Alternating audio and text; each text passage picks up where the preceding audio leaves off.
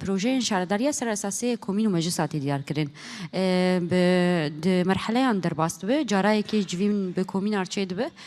خواسته که خود بیشن احتیاجی باشارد بیشن او احتیاج دایره فنیا بلدیت که وک پروژه اوج بو ریوبری خواسته رید که بشتی بیجی ریوبری خواسته دم که لکولین دکه بچه که شارداری دیار که بچه عمتی دیار کردن جارک دم به کومین رودنین دبگو جارنا ام بچه که پر زیادت خوازن امنک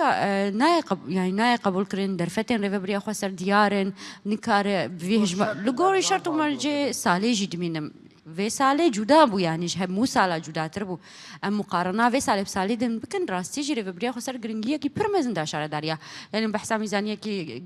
بوزیده 5 میلیون دلار د بین شارداری دش روجا گو تأسیس و حتی انا تو سالا وقاسم میزانی نگرت لی پروژه شو هاتبون دیار کردن دم ام هاتن مدرس بکار کر پروژه منی گو چه بون پروژه اساسی گو بلکی البرچاوی هر کسی یجی زفت بو شارع چکرم بو بنیاد تحتیه باجاری قانون شلو برسكريك يعني هم دتشن آوي برسكريك صرف صحي برسكريك ريك برسكريكن خلق بخوا فيجياني دبينن او باركي مزنسر شارداریه ام دخوازن گاف بگاف وام جاره چاره سر بکن ما دسبيكج في صالح ريكا دسبيكر يعني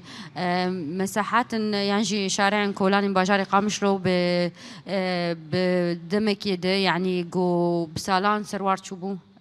بيجن چينا ببون او هاتن چكرن خود سالا كده من كارن باشار كشي خلاص كن ليس وزق او جو پر فره فمي بقاف في خلاص كن يعني جبو ما 36,000 متر مكعب زفت هاتبو ديار كرن جبو حمو باجا فاچاو ابو لغوري ما بلگه گو کومیناج مره کرنه ما او داخستن جمخوا ما لغوري وان دچو او تاخايا او شارع چيت کرن انا عم بيجن انت شارعك لك وين بحاجه بونا او جيب حاجه بو بس ما يخص كومينه دما سوزك داي قال ام سوزاوي بينخن وقلت يا مي في سالي في تشيكن دبقو سالا بي في تشيكن يا انا اجي قال لك جاري ام تشون ما ديت افجي بحاجته وياك لك ويجي بحاجته